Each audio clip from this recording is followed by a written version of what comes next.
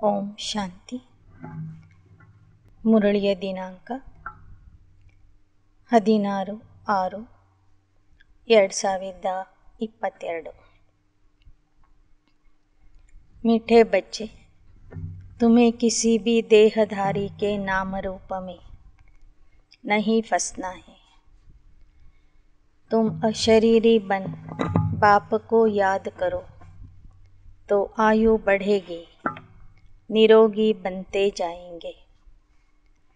ಮಧುರ ಮಕ್ಕಳೇ, ನೀವು ಯಾವುದೇ ದೇಹಧಾರಿಯ ನಾಮರೂಪಕ್ಕೆ ಸಿಲುಕಬಾರದು. ಅಶರೀರಿಯಾಗಿ ತಂದೆಯನ್ನು ನೆನಪು ಮಾಡಬೇಕು. ಆಗ ಆಯುಷ್ಯ ವೃದ್ಧಿ ಆಗುವುದು ಹಾಗೂ ನೀವು ನಿರೋಗಿ ಆಗುವಿರಿ. प्रश्न: सेंसिबल बच्चों की मुख्य निशानियाँ क्या होगी? सूक्ष्म बुद्धि ಮಕ್ಕಳ मुख्य लक्षणಗಳು ಏನಾಗಿರ್ತವೆ? जो सेंसिबल होंगे वह पहले स्वयं में धारणा कर फिर दूसरों को कराएंगे. बादल भरकर जाय वर्षा करेंगे. पढ़ाई के समय उबासी नहीं लेंगे. ब्राह्मणियों पर रिस्पॉन्सिबिलिटी है, यहाँ उन्हें ही लेकर आना जो रिफ्रेश होकर जाए फिर वर्षा करे. ವಿಚಾರವಂತರು ಬುದ್ಧಿವಂತರು ತಾವು ಧಾರಣೆ ಮಾಡಿಕೊಂಡು ಅನ್ಯರಿಗೂ ಧಾರಣೆ ಮಾಡಿಸ್ತಾರೆ. ಮಧುಬನಕ್ಕೆ ಬಂದು ಜ್ಞಾನ ಜಲವನ್ನು ಮೋಡಗಳಾಗಿ ತಮ್ಮಲ್ಲಿ ತುಂಬಿಕೊಂಡು ತಮ್ಮ ಸ್ಥಾನಕ್ಕೆ ಹೋದ ನಂತರ ಅದನ್ನು ಮಳೆಯ ರೂಪದಲ್ಲಿ ಸುರಿಸ್ತಾರೆ. ಅಂಥ ಮಕ್ಕಳು ಅಧ್ಯಯನದ ಸಮಯದಲ್ಲಿ ಮುರಳಿ ಕೇಳುವಾಗ, ಯೋಗ ಮಾಡುವಾಗ ಆಕಳಿಸೋದಿಲ್ಲ, ನಿದ್ದೆ ಮಾಡೋದಿಲ್ಲ. ನಿಮಿತ್ತ ಶಿಕ್ಷಕಿಯರು ಇಂಥ ಮಕ್ಕಳನ್ನೇ ಮಧುಬನಕ್ಕೆ ಕರ್ಕೊಂಡು ಬರಬೇಕು. ಇದು ಅವರ ಜವಾಬ್ದಾರಿ ಆಗಿದೆ. ಯಾವ ಮಕ್ಕಳು ಮಧುಬನಕ್ಕೆ ಬಂದು ರಿಫ್ರೆಶ್ ಆಗಿ ಮತ್ತೆ ತಮ್ಮ ಊರಿಗೆ ಹೋಗಿ ಜ್ಞಾನ ಮಳೆಯನ್ನು ಸುರಿಸ್ತಾರೆ, ಅಂತಹ ಮಕ್ಕಳನ್ನು ಮಾತ್ರ ನಿಮಿತ್ತ ಬ್ರಾಹ್ಮಣಿಯರು ಮಧುಬನಕ್ಕೆ ಕರ್ಕೊಂಡು ಬರಬೇಕು. यहाँ वही आने चाहिए जो योग में अच्छी तरह रहकर वायुमंडल को पावरफुल बनाने में मदद करे, विघ्न न डाले. यहाँ आसपास बड़ी शांति रहनी चाहिए, कोई भी प्रकार का आवाज़ न हो.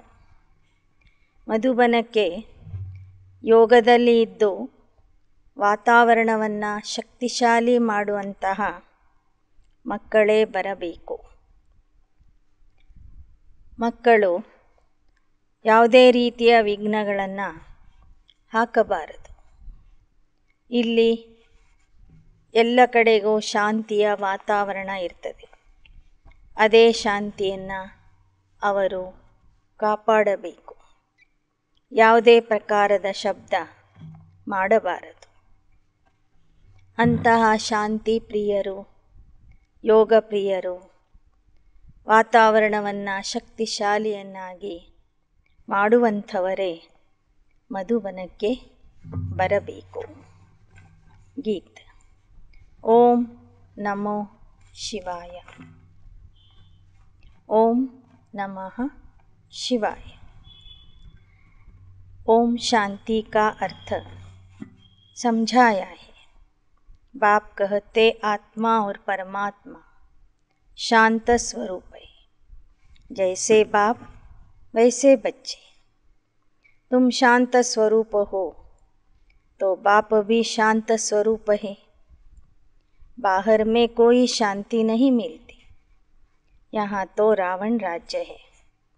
ಬಾಬಾ ಹೇಳ್ತಾರೆ, ಆತ್ಮಸ್ವರೂಪದಲ್ಲಿ ಇರುವುದರಿಂದ ನಿಮಗೆ ಶಾಂತಿಯ ಅನುಭವ ಆಗ್ತದೆ. ಏಕೆ ಅಂದರೆ ನೀವು ಶಾಂತಿಯ ಸ್ವರೂಪ ಆಗಿದ್ದೀರಿ. ಪರಮಾತ್ಮ ತಂದೆನೂ ಶಾಂತಿಯ ಸ್ವರೂಪ ಆಗಿದ್ದಾರೆ. ಇಂದು ಹೊರಗಿನ ಪ್ರಪಂಚದಲ್ಲಿ ಶಾಂತಿ ಸಿಗೋದಿಲ್ಲ, ಏಕೆಂದರೆ ಇಲ್ಲಿ ರಾವಣ राज्य ಇದೆ. इस समय सिर्फ तुम अपने बाप को याद करो, मैं इसमें विराजमान हूँ, जो मत देता हूँ उस पर चलो. ಈ ಸಮಯದಲ್ಲಿ ಮಕ್ಕಳಾದಂಥ ನೀವು ನನ್ನೊಬ್ಬನನ್ನೇ ನೆನಪು ಮಾಡಿರಿ. ನಾನು ಇವರ ದೇಹದಲ್ಲಿ ವಿರಾಜಮಾನ ಆಗಿದ್ದೇನೆ. ನಿಮಗೆ ಯಾವ ಮತ ಇವರ ಮೂಲಕ ಕೊಡ್ತಾ ಇದ್ದೀನಿ ಅದರಂತೆ ನೀವು ನಡೀರಿ. बाबा कोई भी नाम रूप में नहीं फंसाते. यह नाम रूप है बाहर का, इस रूप में तुमको फंसना नहीं है. दुनिया सारी नाम रूप में फंसाती है. बाबा कहते इन सब के नाम रूप है, इनको याद नहीं करो, अपने बाप को याद करो. तुम्हारी आयु भी याद से बढ़ेगी, निरोगी बनेगी. ಬಾಬಾ ಹೇಳ್ತಾರೆ, ದೇಹಧಾರಿಗಳ ನಾಮರೂಪಕ್ಕೆ ವಶ ಆಗಬೇಡಿ. ಯಾರಿಗೆ ದೈಹಿಕ ನಾಮ ರೂಪ ಇಲ್ಲ ಅಂಥ ತಂದೆಯನ್ನು ನೆನಪು ಮಾಡಿರಿ. ಅವನ ನೆನಪಿನಿಂದ ನಿಮಗೆ ಆರೋಗ್ಯ ಸಿಗುವುದು, ಆಯುಷ್ಯನೂ ವೃದ್ಧಿಯಾಗುವುದು. लक्ष्मी नारायण भी तुम्हारे जैसे थे, सिर्फ सजे सजाए. ऐसे नहीं कि कोई छत जितने लंबे चौड़े हैं. मनुष्य तो मनुष्य ही है. बाप कहते कोई भी देहधारी को याद नहीं करो, अपने को आत्मा समझो. यह शरीर तो छोड़ना है. ಈ ಲಕ್ಷ್ಮೀನಾರಾಯಣರು ನಿಮ್ಮಂತೆ ಮನುಷ್ಯರೇ ಆಗಿದ್ದರು. ಅವರೇನು ಛಾವಣಿಯಷ್ಟು ಉದ್ದಕ್ಕೆ ಇರಲಿಲ್ಲ, ಅಗಲನೂ ಇರಲಿಲ್ಲ. ಆದರೆ ಅವರಲ್ಲಿ ದೈವಿ ಗುಣಗಳು ಇದ್ದವು.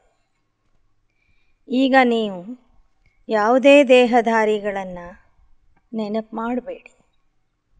ಲಕ್ಷ್ಮೀನಾರಾಯಣ ಇತ್ಯಾದಿ ದೇವತೆಗಳನ್ನೂ ನೆನಪು ಮಾಡಬೇಡಿ. ನಿಮಗೆ ನೀವು ಆತ್ಮ ಅಂತ ತಿಳ್ಕೊಳ್ಳಿ. ಈ ದೇಹ ಬಿಟ್ಟು ಹೋಗಬೇಕಾಗಿದೆ ಅಂತ ನೆನ್ಪಿಟ್ಕೊಳ್ಳಿ.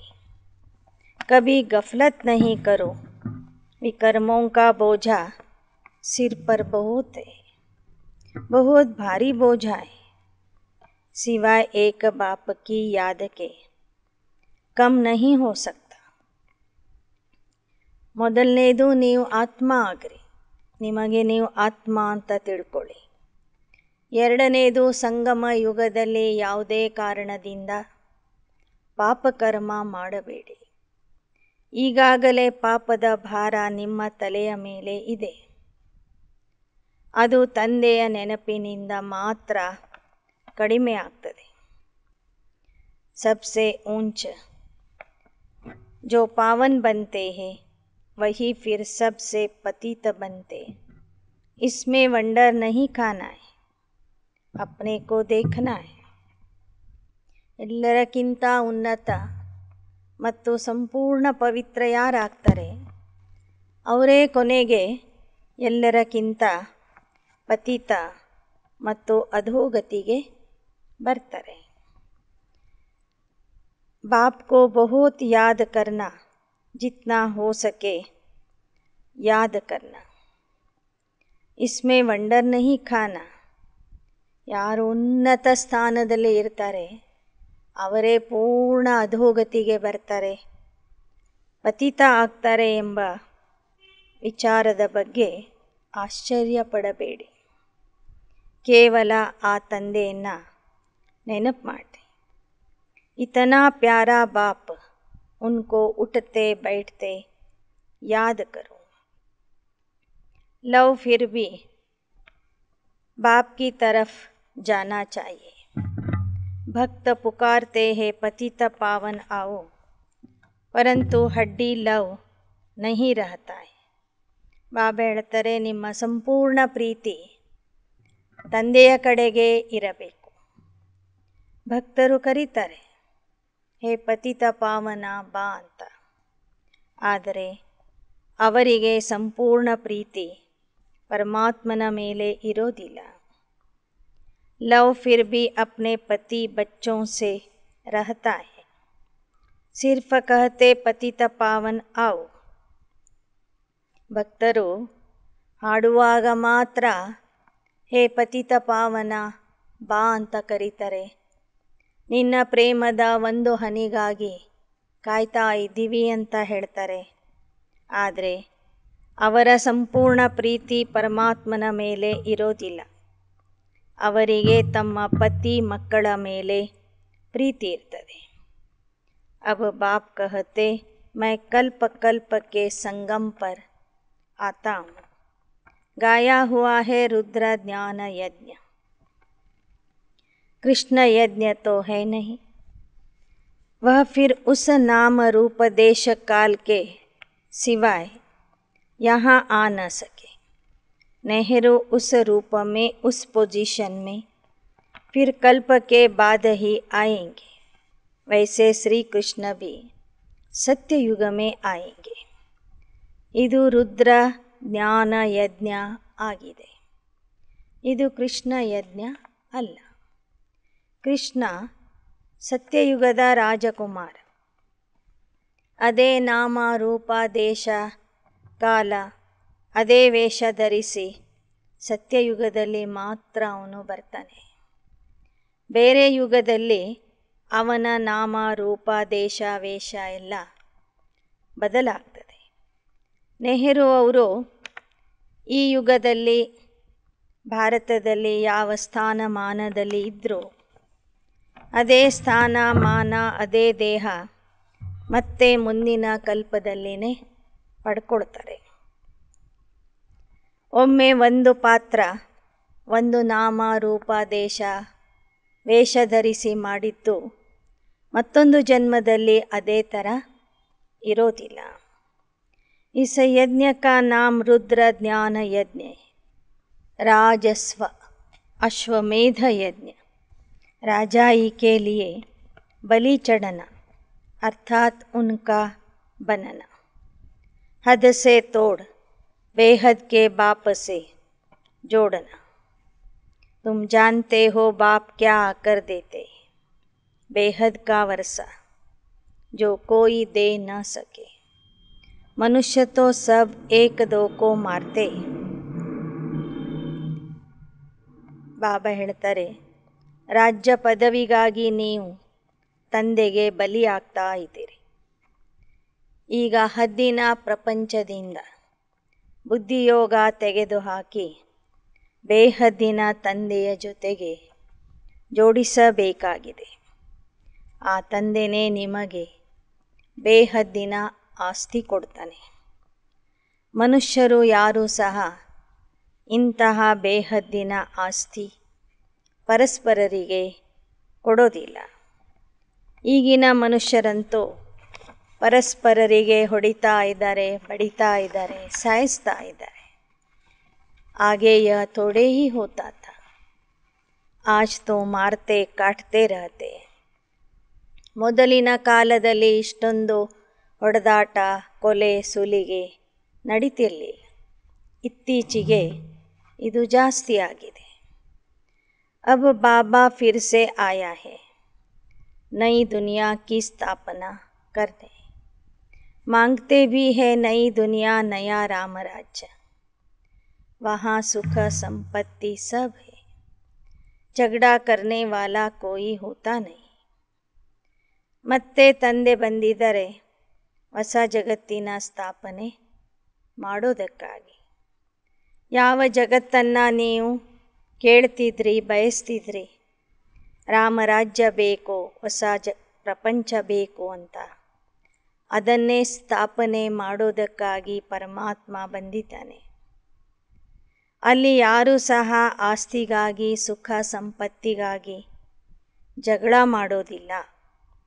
ಶಾಸ್ತ್ರೋं में सत्य त्रेता को भी नर्क बना दिया है, यह भूल है ना. ಸ್ವರ್ಗದಲ್ಲಿ ಯಾರೂ ಪರಸ್ಪರ ಜಗಳ ಮಾಡೋದಿಲ್ಲ, ಯಾರಿಗೂ ಯಾರೂ ಶತ್ರುಗಳು ಇರೋದಿಲ್ಲ. ಆದರೆ ಶಾಸ್ತ್ರ ಪುರಾಣಗಳಲ್ಲಿ ಸತ್ಯ ತ್ರೇತಾಯುಗದಲ್ಲೂ ಸಹ ಅಸುರರನ್ನು ತೋರಿಸಿದ್ದಾರೆ. ಅಂದರೆ ಸತ್ಯ ತ್ರೇತಾಯುಗದಲ್ಲಿಯೂ ಸಹ ನರ್ಕದ ದೃಶ್ಯಗಳನ್ನು ತೋರಿಸಿದ್ದಾರೆ. ಯ ಭೂಲ ಹೇನ ವ ಅಸತ್ಯ ಸುನಾತೆ ಬಾಪ್ ಸತ್ಯ ಸುನಾತೆ. ಸ್ವರ್ಗದಲ್ಲಿ ನರ್ಕ ಇರೋದಿಲ್ಲ, ನರ್ಕಾಸುರನೂ ಇರೋದಿಲ್ಲ, ರಾಕ್ಷಸರು ಇರೋದಿಲ್ಲ. ಅವರೆಲ್ಲರೂ ಹೇಳ್ತಿರುವುದು ಅಸತ್ಯ, ಬಾಬಾ ಹೇಳುವುದು ಸತ್ಯ. बाप कहते तुम मुझे सत्य कहते हो ना, मैं आकर सत्य कथा सुनाता हूँ. 5000 वर्ष पहले इन लक्ष्मी नारायण का राज्य था. कहते हैं क्राइस्ट के 3000 वर्ष पहले भारत पैराडाइज था. हिसाब तो सीधा है, कल्प की आयु इतनी क्यों रख दी? अरे हिसाब करो ना, क्राइस्ट को इतना समय हुआ, युग ही यह 4 है. ಬಾಬಾ ಹೇಳ್ತಾರೆ, 5000 ವರ್ಷಗಳ ಹಿಂದೆನೋ ನಾನು ಬಂದಿದ್ದೆ, ಸತ್ಯ ಕಥೆಯನ್ನು ಹೇಳಿದ್ದೆ. ಈಗಲೂ ಬಂದಿದ್ದೇನೆ. ಕಲ್ಪದ ಅವಧಿ ಕೇವಲ 5000 ವರ್ಷಗಳು ಮಾತ್ರ. ಈ ಒಂದು ಕಲ್ಪದಲ್ಲಿ 4 ಯುಗಗಳಿವೆ. आधा कल्प दिन, आधा कल्प रात को लगता है. समझाने वाला बड़ा अच्छा चाहिए. ಸೃಷ್ಟಿಚಕ್ರದ ಬಗ್ಗೆ ಹೇಳುವಂಥವರು ಬಹಳ ಬುದ್ಧಿವಂತಿಕೆಯಿಂದ, ಒಳ್ಳೆ ರೀತಿಯಿಂದ ಜ್ಞಾನ ಹೇಳಬೇಕು. ಅರ್ಧ ಕಲ್ಪ ಹಗಲು, ಅರ್ಧ ಕಲ್ಪ ರಾತ್ರಿ, ಇದರ ಲೆಕ್ಕಾಚಾರವನ್ನು ಸರಿಯಾಗಿ ತಿಳಿಸಿಕೊಡಬೇಕು. बाप समझाते बच्चे काम महाशत्रु, देवताओं की तो महिमा गाते सर्वगुण संपन्न, 16 कला संपन्न, संपूर्ण निर्विकारी. फिर 16,100 रानियाँ कहाँ से आई? ದೇವತೆಗಳ ಮಹಿಮೆಯಲ್ಲಿ ಹಾಡ್ತಾರೆ, ದೇವತೆಗಳು ಅಂದರೆ ಸರ್ವಗುಣ ಸಂಪನ್ನರು, 16 ಕಲಾ ಸಂಪೂರ್ಣರು, ಸಂಪೂರ್ಣ ನಿರ್ವಿಕಾರಿಗಳು, ಅಹಿಂಸಾ ಪರಮೋಧರ್ಮಿಗಳು ಅಂತ ಹಾಡ್ತಾರೆ. ಮತ್ತೊಂದು ಕಡೆ ಶ್ರೀಕೃಷ್ಣನಿಗೆ 16,108 ರಾಣಿಯರನ್ನು ತೋರಿಸಿದ್ದಾರೆ. ಅದು ಯಾಕೆ? ಯಾರು ಸಂಪೂರ್ಣ ಪವಿತ್ರ ಆಗಿರ್ತಾರೆಯೋ ಅವನ ಹತ್ತಿರ ವಿಕಾರಿ ರಾಣಿಗಳನ್ನು ತೋರಿಸಿದ್ದು ಬಹಳ ತಪ್ಪಾಗಿದೆ.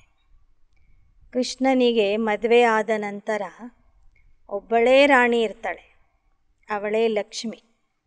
ಸತ್ಯಯುಗದಲ್ಲಿ 16,108 ರಾಣಿಯರು ಇರೋದಿಲ್ಲ. बाप कहते धर्मशास्त्र कोई भी नहीं, धर्मशास्त्र उनको कहा जाता जिसे धर्म स्थापक ने उच्चारा. धर्म स्थापक के नाम से शास्त्र बना. तुम बच्चे नई दुनिया में जाते हो, यह सब पुराना तमो प्रधान है. अब पुरानी चीज़ों से बुद्धियोग हटाए माम एकम याद करो तो तुम्हारे विकर्म ವಿನಾಶ. ಶಾಸ್ತ್ರ ಪುರಾಣಗಳಿಗೆ ಧರ್ಮಶಾಸ್ತ್ರ ಅಂತ ಹೇಳೋದಿಲ್ಲ. ಧರ್ಮಶಾಸ್ತ್ರ ಅಂದರೆ ಧರ್ಮಸ್ಥಾಪಕರು ಯಾವ ಉಪದೇಶವನ್ನು ಉಚ್ಚಾರಣೆ ಮಾಡಿರ್ತಾರೆ, ಅದರ ಒಂದು ಗ್ರಂಥ ತಯಾರು ಮಾಡ್ತಾರೆ, ಅದು ಧರ್ಮಶಾಸ್ತ್ರ. ಧರ್ಮಸ್ಥಾಪಕರು ಹೇಳಿದ ವಿಚಾರಗಳನ್ನು ಒಂದು ಗ್ರಂಥದಲ್ಲಿ ಶೇಖರಣೆ ಮಾಡಿ ಏನು ಬರೀತಾರೆ ಅದು ಆ ಧರ್ಮದ ಶಾಸ್ತ್ರ ಆಗ್ತದೆ. ಹಾಗೆ ದೇವತಾ ಧರ್ಮದ ಧರ್ಮಶಾಸ್ತ್ರ ಭಗವದ್ಗೀತೆ ಆಗಿದೆ ವಿನಃ ಈ ದಂತಕಥೆಗಳು ಇರುವಂತಹ ಶಾಸ್ತ್ರಗಳು ಪುರಾಣಗಳು ಏನಿವೆ ಅವು ನಮ್ಮ ಧರ್ಮಶಾಸ್ತ್ರ ಅಲ್ಲ. ಬಾಬಾ ಹೇಳ್ತಾರೆ, ಈಗ ಜಗತ್ತೇ ಹಳೇದಾಗಿದೆ. ಹಳೆ ವಸ್ತುಗಳಿಂದ, ಹಳೆ ಪ್ರಪಂಚದಿಂದ ಬುದ್ಧಿಯೋಗವನ್ನು ತೆಗೆದುಹಾಕ್ರಿ. गफलत करते हो तो बाबा समझते इनकी तकदीर ही ऐसी है. बहुत सहज बात है. क्या यह तुम नहीं समझ सकते? मोह की रग सब तरफ से निकाल, एक बाप को याद करो. ಬಾಬಾ ಹೇಳ್ತಾರೆ, ನನ್ನ ಮಕ್ಕಳಾಗಿಯೂ ನೀವು ತಪ್ಪುಗಳನ್ನೇ ಮಾಡ್ತಾ ಇದ್ದರೆ ನಿಮ್ಮ ವಿಕರ್ಮ ವಿನಾಶ ಆಗುವುದು ಹೇಗೆ? ಇದು ನಿಮಗೆ ಅರ್ಥ ಆಗಲ್ವಾ? ನಿಮ್ಮಲ್ಲಿ ಇರುವ ಎಲ್ಲ ವಿಕಾರಗಳನ್ನು ತೆಗೆದು ಹಾಕಬೇಕು. ಮೋಹನೂ ಕಡಿಮೆ ಇಲ್ಲ, ಮೋಹನೂ ತೆಗೆದುಹಾಕ್ರಿ. ಒಬ್ಬ ತಂದೆಯನ್ನು ನೆನಪು ಮಾಡಿ. ತಂದೆಯ ಮೇಲೆ ಶುದ್ಧವಾದಂಥ ಮೋಹ ಇರಲಿ, ಪ್ರೀತಿ ಇರಲಿ. 21 जन्मों के लिए तुमको फिर कोई दुख नहीं होगा, न तुम इतनी कुब्जाए आदि बनेंगे. वहाँ समझते हैं बस आयु पूरी हुई, एक शरीर छोड़ दूसरा लेना है. ಭವಿಷ್ಯದ 21 ಜನ್ಮಗಳವರೆಗೆ ನಿಮಗೆ ಯಾವ ದುಃಖನೂ ಬರೋದಿಲ್ಲ. ಇಲ್ಲಿಯ ಥರ ನೀವು ಹಣ್ಣಣ್ಣು ಮುದುಕಿಯರು ಆಗೋದಿಲ್ಲ. ಆಯುಷ್ಯ ಮುಗಿತಿದ್ದಂಗೆ ಒಂದು ದೇಹ ಬಿಟ್ಟು ಇನ್ನೊಂದು ದೇಹದಲ್ಲಿ ಹೋಗಿಬಿಡ್ತೀರಿ. जरूर पता पड़ता होगा इस समय के मनुष्यों से जास्ती अक्ल जानवरों की भी होती है. भ्रमरी का मिसाल भी यहाँ का है, सर्प का मिसाल भी यहाँ का है. अब तुम्हारे सुख के दिन आ रहे. ಇಲ್ಲಿ ಮನುಷ್ಯರಿಗೆ ತಾವು ದೇಹ ಬಿಡುವುದು ಗೊತ್ತಾಗೋದಿಲ್ಲ, ಪ್ರಾಣಿಗಳಿಗೆ ಗೊತ್ತಾಗ್ತದೆ. ಭ್ರಮರಿಯ ಉದಾಹರಣೆ, ಸರ್ಪದ ಉದಾಹರಣೆ ಇಲ್ಲಿಯ ಉದಾಹರಣೆಗಳು ಆಗಿವೆ. ಸತ್ಯಯುಗದಲ್ಲಿ ಮಾತ್ರ ಮನುಷ್ಯರಿಗೆ ಗೊತ್ತಾಗ್ತದೆ ದೇಹ ಬಿಟ್ಟು ಮತ್ತೊಂದು ದೇಹದಲ್ಲಿ ಹೋಗುವ ಸಮಯ ಬಂದಿದೆ ಅಂತ. ಸ್ವ ಇಚ್ಛೆಯಿಂದ ಖುಷಿ ಖುಷಿಯಿಂದ ದೇಹ ಬಿಡ್ತಾರೆ. ಈಗ ಭವಿಷ್ಯದಲ್ಲಿ ಸುಖದ ದಿನಗಳು ಬರಲಿವೆ. बच्चियाँ कहती हम पवित्र रहते हैं इसलिए मार बहुत खानी पड़ती है. हाँ बच्चे, कुछ तो सहन करना ही है.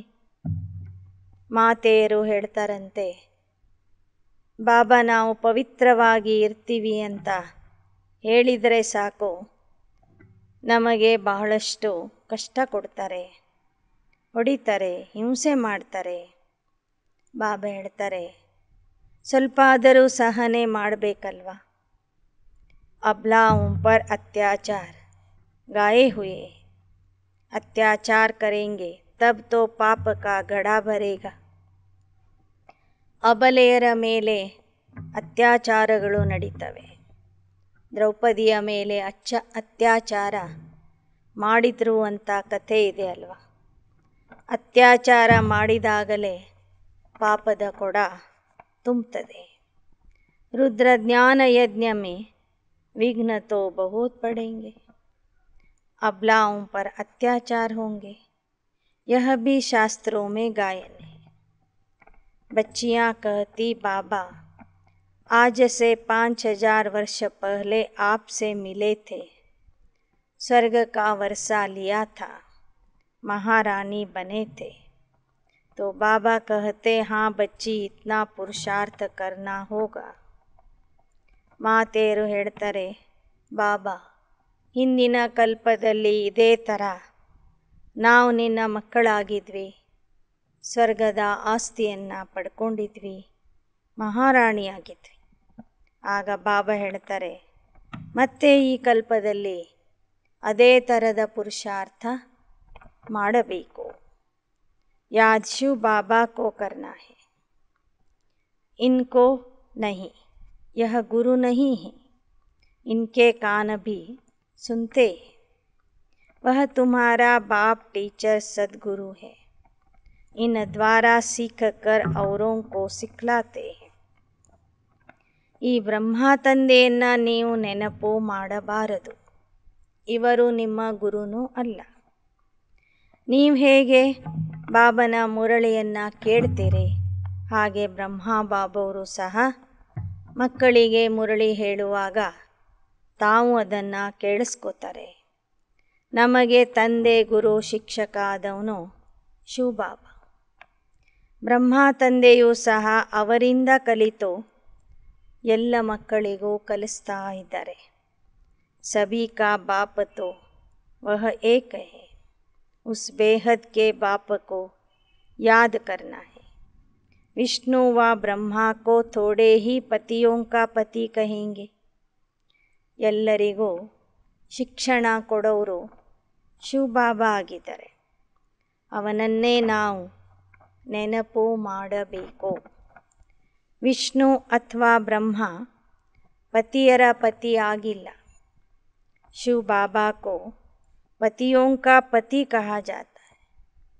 ಪತಿಯರ ಪತಿ ಅಂತ ಹೇಳಲಾಗ್ತದೆ. तो क्यों नहीं उनको पकड़े. तुम सब पहले मूल वतन अपने पियर घर जाएंगे, फिर ससुर घर में आना है. ನೀವೆಲ್ಲರೂ ಅವನನ್ನೇ ಹಿಡ್ಕೊಂಡು ಮೊದಲು ನಿಮ್ಮ ಮನೆಗೆ ಹೋಗ್ತೀರಿ, ಪರಮಧಾಮಕ್ಕೆ ಹೋಗ್ತೀರಿ. ನಂತರ ಅತ್ತೆ ಮನೆಯಲ್ಲಿ ಅಥವಾ ಗಂಡನ ಮನೆಗೆ ಬರ್ತೀರಿ. पहले शिव बाबा के पास सलामी भरनी ही, फिर आएंगे सत्ययुग में. ಮೊದಲು ಶಿವತಂದೆಯ ಹತ್ತಿರ ಹೋಗಿ ಅವನಿಗೆ ಸಲಾಂ ಮಾಡಬೇಕು. ನಂತರ ಸತ್ಯಯುಗದಲ್ಲಿ ಬರಬೇಕು. ಬಾಬಾ सब तरफ बच्चों को देखते, कहाँ कोई झुटका तो नहीं खाते हैं. झुटका खाया, उबासी दी, बुद्धि योग गया. फिर वह वायुमंडल को खराब कर देते हैं, क्योंकि बुद्धि योग बाहर भटकता है ना. ಬಾಬಾ ಎಲ್ಲ ಮಕ್ಕಳನ್ನು ನೋಡ್ತಿರ್ತಾರೆ. ಯಾರಾದರೂ ತುಕ್ಕಡಿಸ್ತಾ ಇದ್ದಾರೆ, ನಿದ್ದೆ ಮಾಡ್ತಾ ಇದ್ದಾರೆ, ಆಕಳಿಸ್ತಾ ಇದ್ದಾರೆ. ಯಾರು ತುಕ್ಕಡಿಸ್ತಾ ಇರ್ತಾರೆ ಅವರ ಬುದ್ಧಿಯೋಗ ತಂದೆಯ ಕಡೆಗೆ ಇರೋದಿಲ್ಲ. ಅಂಥ ಮಕ್ಕಳು ವಾತಾವರಣವನ್ನು ಕೆಡಿಸಿಬಿಡ್ತಾರೆ. ಇನ್ನು ಕೆಲವರ ಬುದ್ಧಿಯೋಗ ಹೊರಗೆ ಅಲ್ದಾಡ್ತಿರ್ತದೆ. इसलिए बाबा हमेशा कहते, बादल ऐसे ले आओ जो रिफ्रेश होकर जाए, वर्षा करे. बाकी क्या आकर करेंगे. लेने आने वाले ರೆಸ್ಪಾನ್ಸಿಬಿಲಿಟಿ भी चाहिए ना. ಬಾಬಾ ಹೇಳ್ತಾರೆ, ಮೋಡಗಳಾಗಿ ಜ್ಞಾನ ಜಲವನ್ನು ತುಂಬಿಕೊಂಡು ಹೋಗಿ ಮಳೆ ಸುರಿಸುವಂಥ ಮಕ್ಕಳನ್ನು ಕರ್ಕೊಂಡು ಬನ್ನಿ. ಉಳಿದವರನ್ನು ಕರ್ಕೊಂಡು ಬಂದಾದರೂ ಪ್ರಯೋಜನ ಏನು.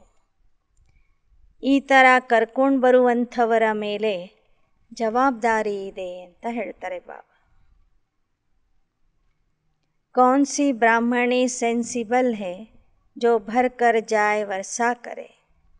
ऐसे को लाना है, बाकी को लाने से फायदा ही क्या. ವಿಚಾರವಂತ ಶಿಕ್ಷಕಿಯರು ಅಂಥ ಮಕ್ಕಳನ್ನು ಆರಿಸಿ ಕರ್ಕೊಂಡು ಬರಬೇಕು. ಅಂಥ ಇಂಥ ಮಕ್ಕಳನ್ನು ಕರ್ಕೊಂಡು ಬಂದ್ರೂ ಸಹ ಲಾಭ ಏನು. ಸುನ್ಕರ್ ಧಾರಣ್ ಕರ್ धारणा करानी है, मेहनत भी करनी है. जिस भंडारी से खाते हैं काल कंटक दूर हो जाते हैं, तो यहाँ वह आने चाहिए जो योग में भी अच्छी रीति रह सके. ಯಾರು ಧಾರಣೆ ಮಾಡಿಸ್ತಾರೆ ಅಂಥ ಮಕ್ಕಳೇ ಇಲ್ಲಿಗೆ ಬರಬೇಕು. ಇಲ್ಲದಿದ್ದರೆ ಬಂದು ಭಂಡಾರದಿಂದ ಊಟ ಮಾಡಿ ಇದ್ದು ಹೋಗೋದಾದರೆ ಅವರಿಂದ ಏನೂ ಲಾಭ ಆಗೋದಿಲ್ಲ. वायुमंडल को खराब कर देते. इस समय और ही खबरदार रहना है. ಯೋಗ ಜ್ಞಾನ ಇಲ್ಲದೇ ಇರುವಂಥ ಮಕ್ಕಳು ಮಧುಬನಕ್ಕೆ ಬಂದ್ರೂ ಅಲ್ಲಿಯ ವಾತಾವರಣ ಕೆಡಿಸ್ತಾರೆ ವಿನಃ ಅಲ್ಲಿಯ ವಾತಾವರಣ ಶಕ್ತಿಶಾಲಿಯನ್ನಾಗಿ ಮಾಡೋದಿಲ್ಲ. ಆದ್ದರಿಂದ ಬಹಳ ಎಚ್ಚರಿಕೆ ವಹಿಸಿ ಒಳ್ಳೆಯ ಮಕ್ಕಳನ್ನು ಆರಿಸಿ ಮಧುಬನಕ್ಕೆ ಕರ್ಕೊಂಡು ಬರಬೇಕು. फ़ोटो आदि निकालने की भी बात नहीं.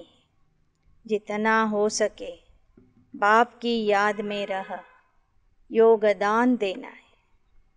ಇಲ್ಲಿ ಬಂದು ಫೋಟೋನು ತಗೋಬಾರ್ದು. ಬಹಳ ಜನ ಅಲ್ಲಿ ನಿಂತು ಇಲ್ಲಿ ನಿಂತು ಫೋಟೋ ತೆಗೆಸ್ಕೊಳ್ತಾರೆ. ಅದರ ಅವಶ್ಯಕತೆ ಇಲ್ಲ ಅಂತ ಹೇಳ್ತಾರೆ ಬಾಬಾ. ಎಷ್ಟು ಸಾಧ್ಯವೋ ಅಷ್ಟು ಶಾಂತಿಯಿಂದ ಯೋಗದಲ್ಲಿ ಇದ್ದು ಯೋಗದಾನ ಕೊಡಬೇಕು. हॉस्पिटल हमेशा शांत रहता है. बाहर एकांत भी रहता है जहाँ आवाज़ न हो. पेशेंट को शांति चाहिए. तुमको डायरेक्शन मिलता है तो उस शांति में रहना है.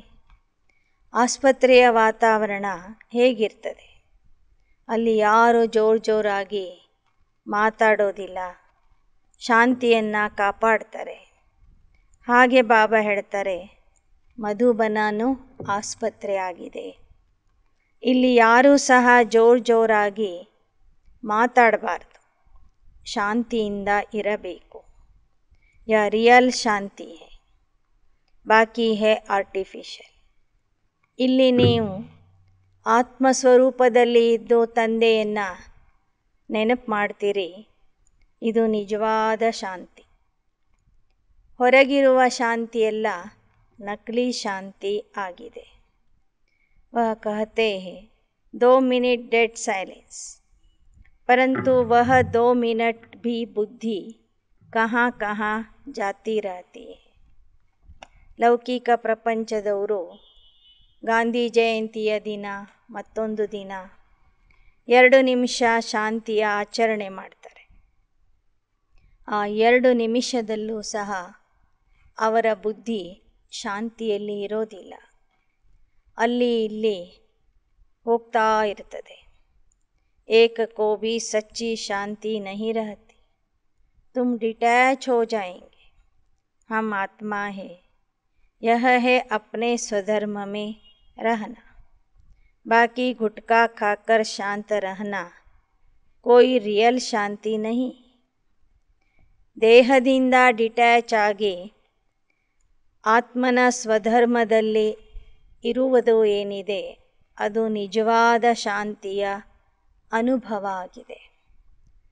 ತೂಕಡಿಸೋದ್ರಿಂದ ನಿದ್ದೆ ಮಾಡೋದ್ರಿಂದ ಯಾವ ಶಾಂತಿಯನ್ನು ಅನುಭವ ಮಾಡ್ತೀರಿ ಅದು ನಿಜವಾದ ಶಾಂತಿ ಅಲ್ಲ. कहते 3 मिनट साइलेंस अशरीरी भव. ऐसे और कोई की ताकत नहीं जो कह सके. ಬಾಬಾ ಒಮ್ಮೊಮ್ಮೆ ಸಭೆಯ ಮಧ್ಯದಲ್ಲಿನೇ ಹೇಳ್ತಾರೆ, ಮಕ್ಕಳೇ 3 ನಿಮಿಷ ಅಶರೀರಿಯಾಗಿ ಕೂತ್ಕೊಳ್ಳಿ, ಸಂಪೂರ್ಣ ಶಾಂತಿಯ ಅನುಭವ ಮಾಡಿ, ದೇಹದಿಂದ ಭಿನ್ನ ಆಗ್ರಿ. ಈ ಥರ ಹೇಳುವ ಶಕ್ತಿ ಬೇರೆ ಯಾರಿಗೂ ಇಲ್ಲ. बाप के महावाक्य है, लाडले बच्चों मुझे याद करो तो जन्म जन्मांतर के पाप कट जाएंगे, नहीं तो पद भ्रष्ट होंगे और सजाएं भी खानी पड़ेगी. शिव बाबा के डायरेक्शन पर न चलने से कल्याण नहीं होगा, डायरेक्शन पर चलने से ही कल्याण है. बाप को सदैव याद करना है. ತಂದೆಯ ಆದೇಶದಿಂದ ಆದೇಶದಂತೆ ನಡೆಯೋದ್ರಲ್ಲಿನೇ ಕಲ್ಯಾಣ ಇದೆ. ಆದ್ದರಿಂದ ತಂದೆಗೆ ಸದಾ ನೆನಪು ಮಾಡ್ತಾ ಇರಬೇಕು, ಅವನ ಆಜ್ಞೆಗಳನ್ನು ಪಾಲಿಸ್ತಾ ಇರಬೇಕು. ಮೋಸ್ಟ್ ಸ್ವೀಟ್ ಬಾಪ್ ಕೋ ಜಿತನಾ ಹೋ ಸಕೆ ಯಾದ್ ಕರ್ನಾ ಹೇ. ಅತಿ ಮಧುರವಾದಂತಹ ಮಧುರಾತಿ ಮಧುರ ತಂದೆಯನ್ನು ಎಷ್ಟು ಸಾಧ್ಯವೋ ಅಷ್ಟು ನೆನಪು ಮಾಡ್ತಾ ಇರಬೇಕು. स्टूडेंट को अपने टीचर की इज्जत रखने के लिए बहुत ख्याल रखना होता है. बहुत स्टूडेंट पास नहीं हो तो टीचर को इजाफा नहीं मिलता है. यहाँ कृपा व आशीर्वाद की बात नहीं. हर एक को अपने ऊपर कृपा व आशीर्वाद करनी. स्टूडेंट अपने ऊपर कृपा करते हैं, मेहनत करते हैं. यह भी पढ़ाई है. ವಿದ್ಯಾರ್ಥಿಗಳು ಶಿಕ್ಷಕರ ಗೌರವವನ್ನು ಹೆಚ್ಚಿಸ್ತಾರೆ. ಹೆಚ್ಚಿನ ವಿದ್ಯಾರ್ಥಿಗಳು ಪಾಸ್ ಆಗಲಿಲ್ಲ ಅಂದರೆ ಶಿಕ್ಷಕರ ಹೆಸರು ಕೆಡ್ತದೆ. ಇಲ್ಲಿ ನಮ್ಮ ಶಿಕ್ಷಕ ಆಶೀರ್ವಾದ ಅಥವಾ ಕೃಪೆಯಿಂದ ಮಕ್ಕಳನ್ನು ಪಾಸ್ ಮಾಡೋದಿಲ್ಲ. ಮಕ್ಕಳು ತಮ್ಮ ಮೇಲೆ ತಾವೇ ಆಶೀರ್ವಾದ ಮಾಡ್ಕೋಬೇಕು. ಅಂದರೆ ಹೆಚ್ಚಿನ ರೀತಿಯಲ್ಲಿ ಅಭ್ಯಾಸ ಮಾಡಬೇಕು. ಜಿತನಾ ಯೋಗ ಲಗಾಯೆಂಗೆ ಪಡೆಂಗೆ ಉತನಾ ವಿಕರ್ಮ ಜೀತ ಬನೆಂಗೆ ಊಂಚ ಪದ ಪಾಯೆಂಗೆ. ಎಷ್ಟೆಷ್ಟು ನೀವು ಯೋಗ ಮಾಡ್ತೀರಿ, ಸರಿಯಾಗಿ ಅಭ್ಯಾಸ ಮಾಡ್ತೀರಿ, ಅಷ್ಟೇ ನೀವು ವಿಕರ್ಮ ಜೀತ ಆಗ್ತೀರಿ, ಉನ್ನತ ಪದವಿಗೆ ಹೋಗ್ತೀರಿ. याद से एवर निरोगी बनेंगे. मन मना भव. ನೆನಪಿನಿಂದ ನೀವು ಸದಾ ನಿರೋಗಿ ಆಗಿಬಿಡ್ತೀರಿ. ಮನ್ ಮನಾ ಭವ. ऐसे कृष्ण थोड़े ही कह सकेंगे. ಮನ್ಮನಾ ಭವದ ಆದೇಶ ಶ್ರೀಕೃಷ್ಣ ಕೊಡೋದಿಲ್ಲ. ನಿರಾಕಾರ ತಂದೆನೇ ಹೇಳ್ತಾರೆ, ಮನ್ಮನಾ ಭವ, ವಿದೇಹಿ ಬನು. ವಿದೇಹಿಯಾಗಿ ನನ್ನನ್ನು ನೆನಪು ಮಾಡಿರಿ. ಯಹ ಈಶ್ವರೀಯ ಬೇಹದ್ ಕಾ ಪರಿವಾರ ಹೈ. माँ बाप भाई बहन बस और कोई ಸಂಬಂಧ नहीं. ಇದು ಈಶ್ವರೀಯ ಪರಿವಾರ ಆಗಿದೆ. ಇಲ್ಲಿ ತಂದೆ ತಾಯಿ ಸೋದರ ಸೋದರಿಯರು, ಬೇರೆ ಯಾವ ಸಂಬಂಧನೂ ಇಲ್ಲ. सभी संबंधों में चाचा मामा काका रहते हैं. यहाँ है ही भाई बहन का संबंध. ऐसा कभी होता नहीं सिवाय संगम के. ಲೌಕಿಕದಲ್ಲಿ ಪ್ರತಿಯೊಬ್ಬರಿಗೂ ಚಿಕ್ಕಪ್ಪ ದೊಡ್ಡಪ್ಪ ಮಾವ ಸೋದರ ಮಾವ ಅತ್ತೆ ಸೋದರತ್ತೆ ಅಂತ ಅನೇಕ ಸಂಬಂಧಿಕರು ಇರ್ತಾರೆ. ಸಂಗಮ ಯುಗದ ಈಶ್ವರೀಯ ಪರಿವಾರದವರಿಗೆ ಸೋದರ ಸೋದರಿ ಮತ್ತು ತಂದೆ ತಾಯಿಯನ್ನು ಬಿಟ್ಟರೆ ಬೇರೆ ಯಾವ ಸಂಬಂಧನೂ ಇಲ್ಲ. जबकि हम माता पिता से वर्षा लेते, सुख घनेरे लेते. रावण राज्य में दुख घनेरे है. जितना जो पुरुषार्थ करता वह कल्प कल्प के लिए सिद्ध हो जाता है. ಇಲ್ಲಿ ಮಾತಪಿತಾ ತಂದೆಯಿಂದ ನಾವು ಸ್ವರ್ಗದ ಆಸ್ತಿಯನ್ನು ಪಡ್ಕೊಳ್ತಾ ಇದ್ದೀವಿ. ಅಪಾರವಾದ ಸುಖವನ್ನು ಪಡ್ಕೊಳ್ತಾ ಇದ್ದೀವಿ. ರಾವಣ ರಾಜ್ಯದಲ್ಲಿ ಅಪಾರ ದುಃಖ ಇದೆ. ನಾವೆಷ್ಟೆಷ್ಟು ಪುರುಷಾರ್ಥ ಮಾಡ್ತೀವೋ ಅದೇ ಪುರುಷಾರ್ಥ ಕಲ್ಪಕಲ್ಪಕ್ಕೂ ಕಾಯಂ ಆಗಿಬಿಡ್ತದೆ. ಪ್ರಾಪ್ತಿ ಬಹುತ್ ಭಾರಿ है. जो करोड़पति पदमपति है उनका सब पैसा मिट्टी में मिल जाना है. ಇಲ್ಲಿ ನಮಗೆ ಪ್ರಾಪ್ತಿ ಸಾಕಷ್ಟು ಇದೆ. ಇಲ್ಲಿಯ ಕೋಟ್ಯಾಧೀಶರು ಲಕ್ಷಾಧೀಶರ ಹಣ ಎಲ್ಲ ಮಣ್ಣು ಪಾಲು ಆಗಲಿದೆ. थोड़ी लड़ाई लगने दो, फिर देखना क्या होता है. बाकी कहानी है तुम बच्चों की. ಸ್ವಲ್ಪ ಯುದ್ಧ ಅಥವಾ ವಿನಾಶ ಪ್ರಾರಂಭ ಆಗಲಿ, ನೋಡಿ ಆಗ ಜನರ ಸ್ಥಿತಿ ಏನಾಗುವುದು ಅಂತ. ಇನ್ನು ಭಕ್ತಿಯ ಎಲ್ಲ ಕಥೆಗಳು ನಮ್ಮ ಕಥೆಗಳು ಆಗಿವೆ. ಸಚ್ಚಿ ಕಹಾನಿ ಸುನ್ಕರ್ ತುಮ್ ಸಚ್ಖಂಡ್ ಕೆ ಮಾಲಿಕ್ बनते हो, ಯಹ ತೋ ಪಕ್ಕಾ ನಿಶ್ಚಯ है ना. ಸತ್ಯ ಕಥೆಯನ್ನು ಕೇಳಿ ನಾವು ಸತ್ಯಖಂಡದ ಮಾಲೀಕ ಆಗ್ತಾ ಇದ್ದೀವಿ. ಈ ನಿಶ್ಚಯ ನಿಮ್ಮಲ್ಲಿ ಪಕ್ಕಾ ಇದೆ ಅಲ್ವಾ. ನಿಶ್ಚಯ ಬಿಗರ್ ಯಹಾ कोई आ नहीं सकता. तुम बच्चों को कोई गफलत नहीं करनी चाहिए. बाप से पूरा वर्षा लेना है, जैसे मम्मा बाबा ले रहे हैं. ನೀವು ಮಕ್ಕಳು ಯಾವತ್ತೂ ಸಂಗಮ ಯುಗದಲ್ಲಿ ತಪ್ಪು ಮಾಡಬಾರದು, ಪಾಪ ಮಾಡಬಾರದು. ತಂದೆಯಿಂದ ಸಂಪೂರ್ಣ ಆಸ್ತಿಯನ್ನು ಪಡ್ಕೋಬೇಕು.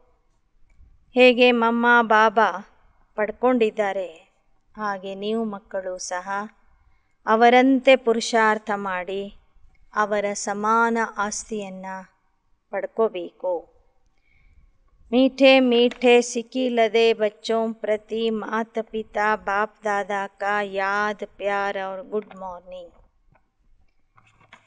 रूहानी बाप की रूहानी बच्चों को नमस्ते. रूहानी बच्चों की रूहानी बाप दादा को याद प्यार गुड मॉर्निंग और नमस्ते नमस्ते नमस्ते. धारणा के लिए मुख्य सार. शरीर से डिटैच हो स्वधर्म में स्थित रहने का अभ्यास करना है. जितना हो सके मोस्ट बिलेवेड बाप को याद करना है.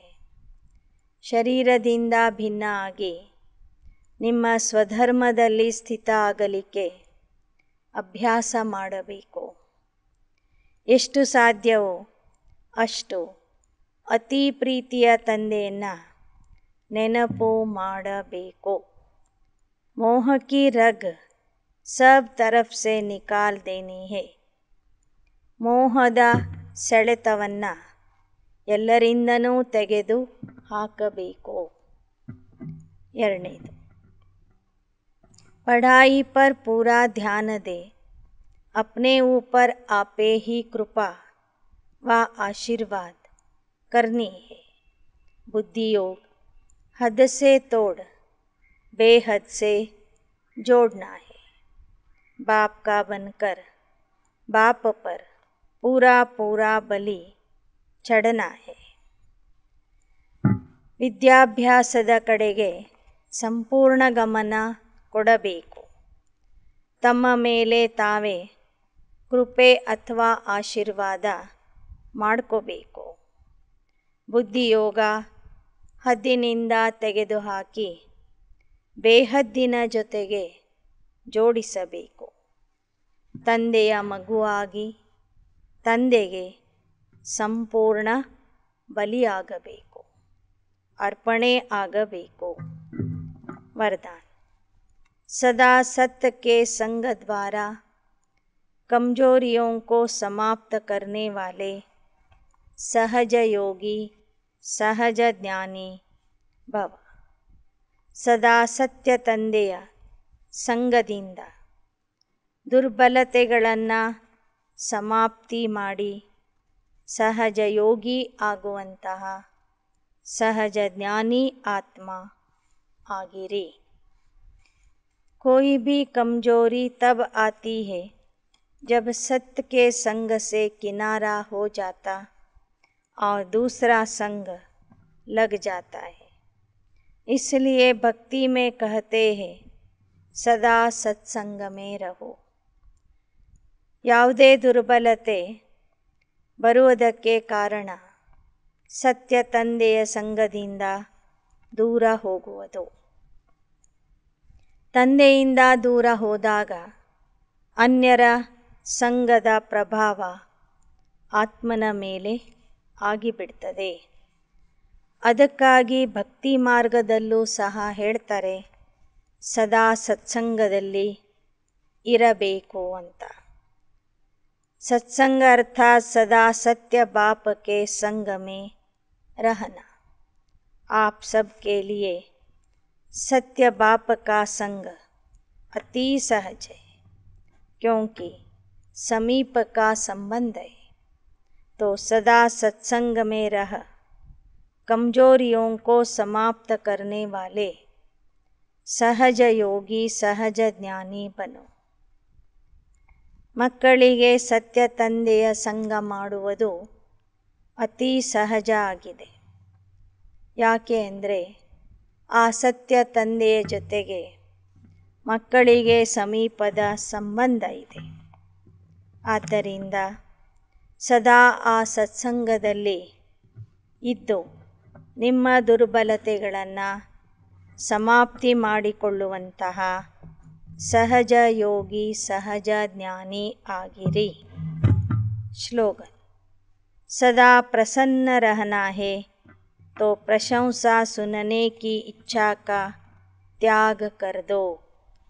सदा ಪ್ರಸನ್ನಾಗಿ ಇರುವುದಾದರೆ ಪ್ರಶಂಸೆಯನ್ನು ಕೇಳುವ ಇಚ್ಛೆ ಏನಿದೆ ಆ ಇಚ್ಛೆಯನ್ನು ತ್ಯಾಗ ಮಾಡಿರಿ.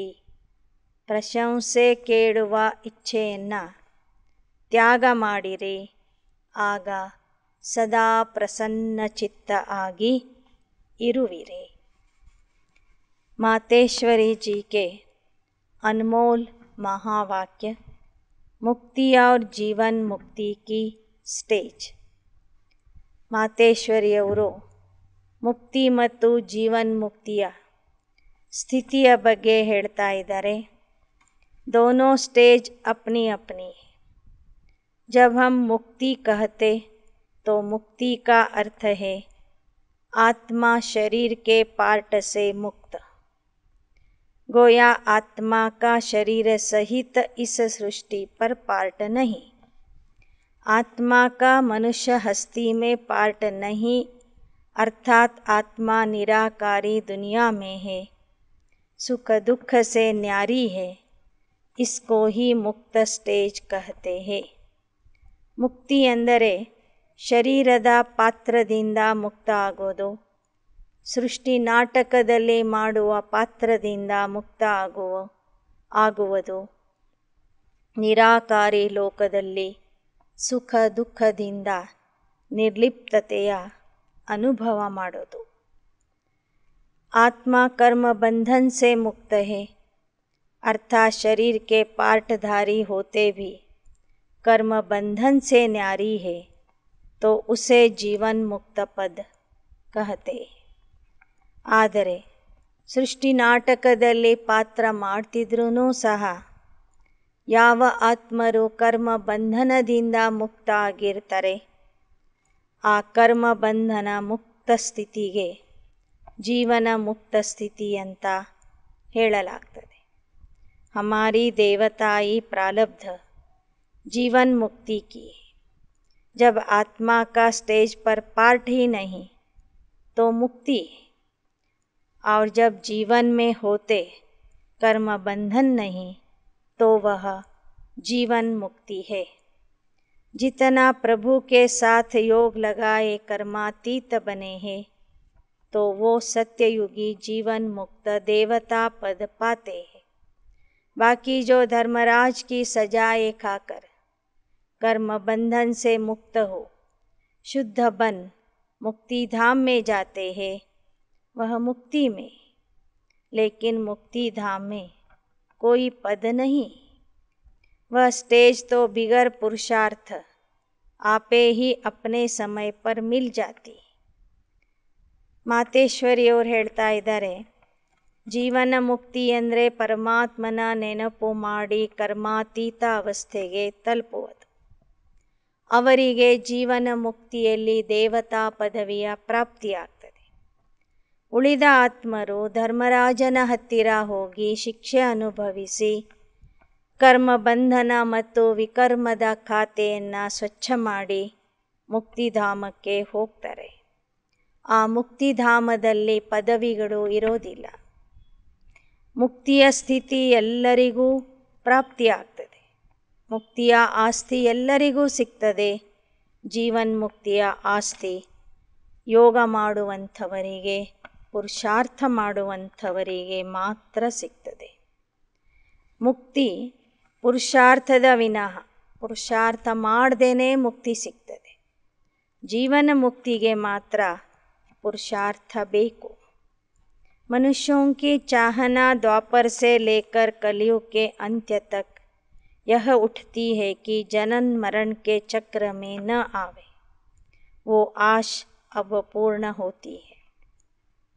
ಸಾಮಾನ್ಯವಾಗಿ ದ್ವಾಪರ ಕಲಿಯುಗದ ಮನುಷ್ಯರು ಸತ್ಯತ್ರೇತಾಯುಗದ ಪಾತ್ರ ಇಲ್ಲದೇ ಇರುವ ಕಾರಣ ಜನನ ಮರಣದಿಂದ ಮುಕ್ತಿಯನ್ನು ಕೇಳ್ತಾರೆ. ಅವರ ಆ ಆಶೆ ಅರ್ಧಕಲ್ಪಕ್ಕಾಗಿ ಪೂರ್ಣ ಆಗ್ತದೆ. ಸರ್ವ ಆತ್ಮಾओं को वाया ಮುಕ್ತಿಧಾಮ್ से ಪಾಸ್ ಅವಶ್ಯ ಹೋನಾ ಹೇ.